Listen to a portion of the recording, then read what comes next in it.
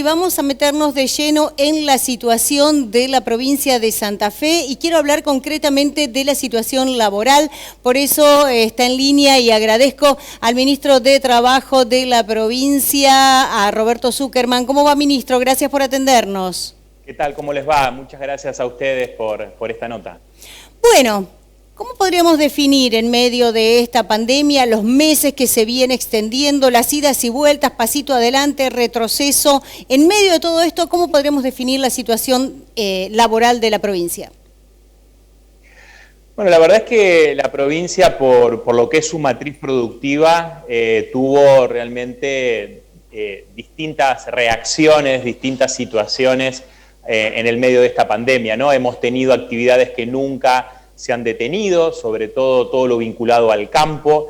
Pensemos que se pudo levantar la cosecha, llevar a puertos, acopiar, elaborar alimentos. La maquinaria agrícola realmente viene funcionando como hace muchísimo tiempo no pasaba. Esto obviamente también genera toda una cadena de valor de industrias y de comercialización y de servicios que realmente ha funcionado bien. Por lo tanto, uno podría, en definitiva, bajo ese título del campo, decir que todo eso funcionó como si la pandemia no hubiese existido, ¿no? Digo, el transporte de cargas ha crecido enormemente, pero por otro lado tenemos la contracara de eso, ¿no? Porque por un lado decíamos, el transporte de carga creció, porque la prioridad era que se transporten las mercaderías y no las personas. Ahora el transporte de personas está obviamente en una situación de ruina, ¿no? Lo mismo que hoy como decíamos, la maquinaria agrícola o los acoplados están en muy buen ritmo de fabricación y de venta, pero obviamente una metalúrgica que se dedique a hacer una carrocera, obviamente que está en una situación también muy mala. Lo mismo nos sucede en otros rubros, ¿no? Digo, hay rubros comerciales de alimentos esenciales que han funcionado muy bien. Todo lo vinculado al hogar ha funcionado muy bien porque las personas están más tiempo en la casa y entonces desde arreglar algo, cambiar un mueble, pintar la casa, un electrodoméstico, digo, todo lo que tiene que ver con la casa ha funcionado muy bien, pero obviamente lo que es la indumentaria, lo que es el calzado, bueno, por obviamente de haber disminuido las actividades sociales, bueno, eso está funcionando realmente en una situación que venía ya mal desde antes del ingreso a la pandemia, pero que obviamente se ha agudizado. Después, digo, hay cuestiones que, salvo este parate de estas últimas semanas, donde hemos tenido que retroceder un poco, digo, la construcción también está pasando un buen momento, la construcción privada, digamos, con un gran auge, porque, digamos, el que tiene un excedente, digamos que, bueno, no va al dólar, las tasas de interés ya no son lo que eran, entonces, bueno, nadie se quiere quedar con los pesos y entonces se invierte en ladrillos y la construcción viene muy bien. Y como contracara también, bueno, servicios vinculados en parte a la gastronomía, sobre todo a los salones de fiestas, que no han podido volver a funcionar. Obviamente la hotelería, el turismo en general, digamos, no ha vuelto a funcionar. Bueno, jardines de infantes, ¿no? Digo, hay rubros vinculados al arte, a la cultura, digamos, de espectáculos que tampoco ha vuelto a funcionar, como los deportes, digo, los deportes profesionales, el espectáculo de lo que son los deportes, ¿no? El fútbol, el básquet, automovilismo, digo, hay distintas cuestiones que también están en un mal momento. Ministro, por lo tanto... Y tenemos al menos no sé si una estadística concreta o un número concreto, pero tenemos una idea de la cantidad de puestos de trabajo, tanto formales como informales, que me imagino que no deben ir a la par, que se han perdido a nivel provincial. Bueno, tenemos distintos números, sí. Por un lado tenemos los números del INDEC, que hace una encuesta que se llama la encuesta permanente de hogares, sí. Que no son datos objetivos, porque en realidad es una encuesta, y por lo tanto, bueno, se llama telefónicamente a distintos lugares.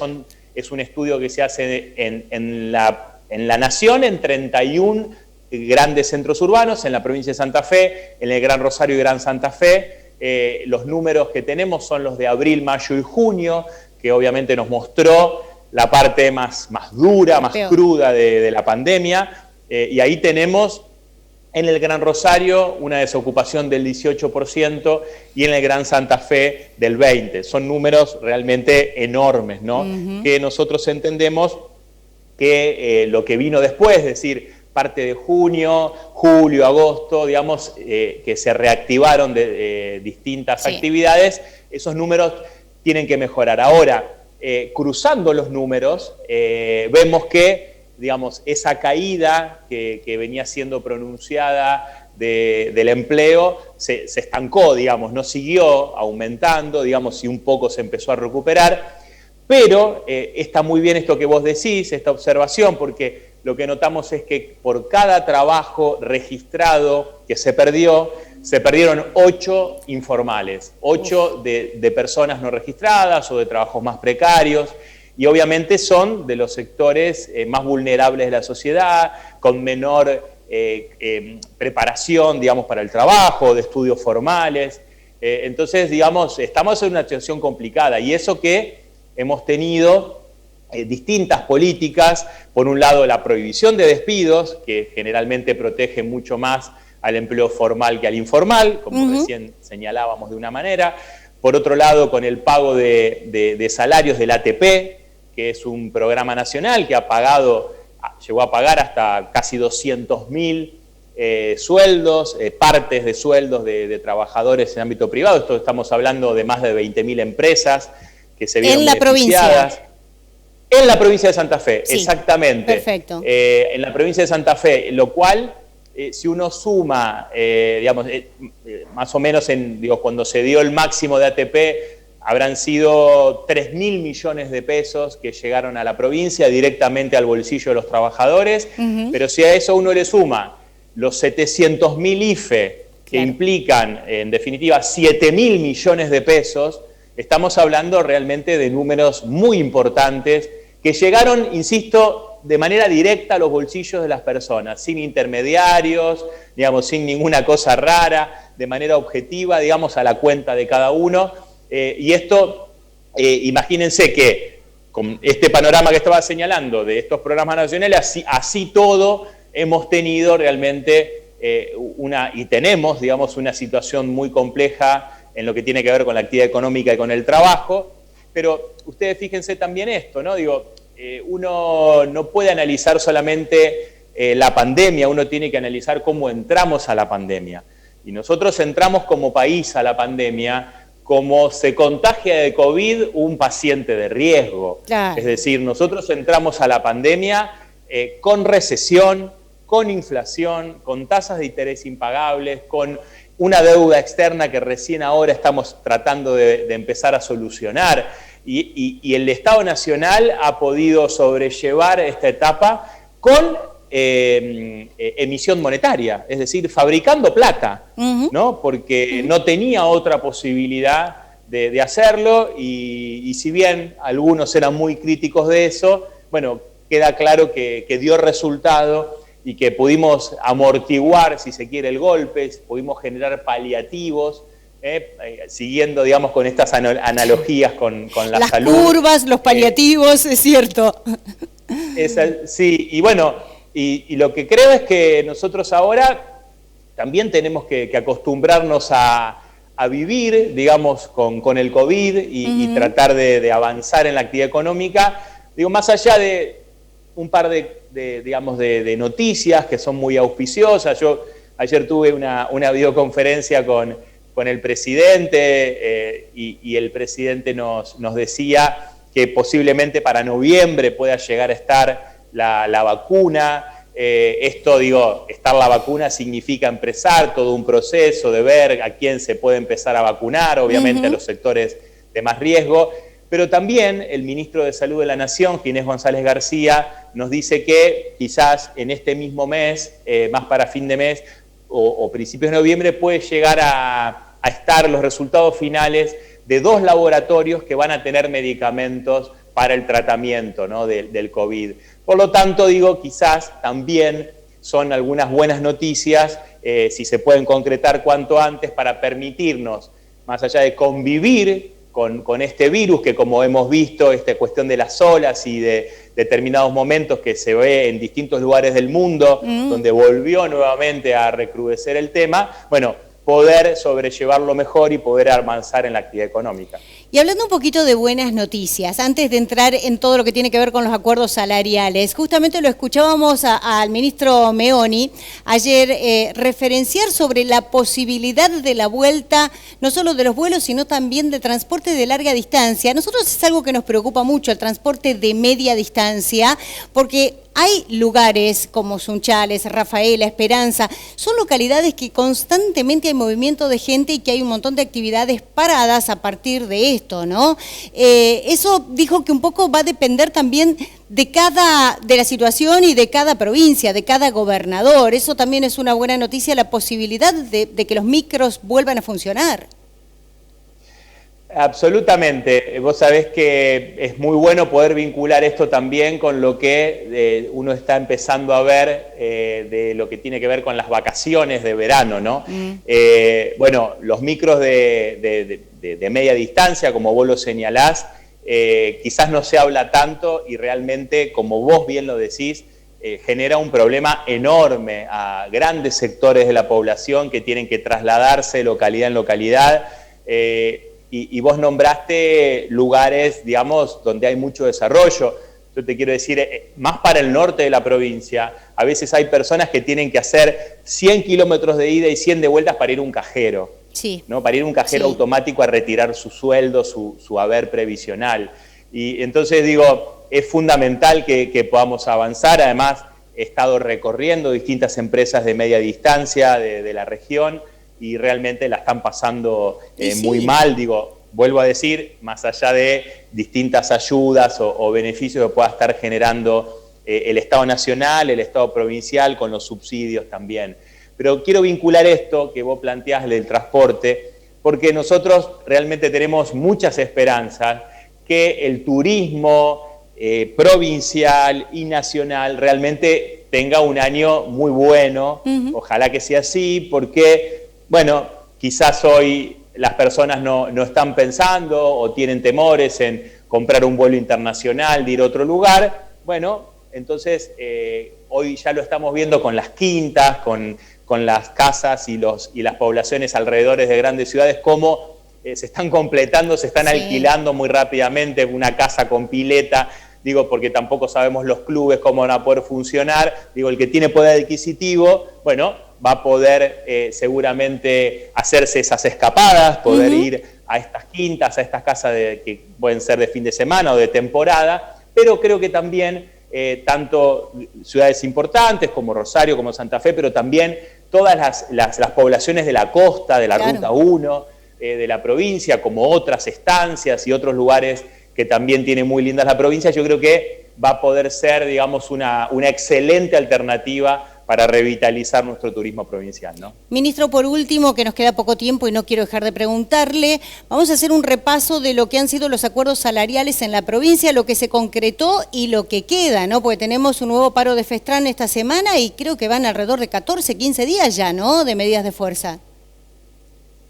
Sí, bueno, como vos decís, nosotros ya lo que tiene que ver con la instancia provincial, con nuestros trabajadores y trabajadoras provinciales, es una etapa superada, si se quiere, las paritarias, más allá de que tanto la provincia como los trabajadores y sus gremios hubiésemos querido cerrar la paritaria de otra manera, digamos, como realmente eran digamos, si tuviésemos tenido otras condiciones, ¿no? Sí.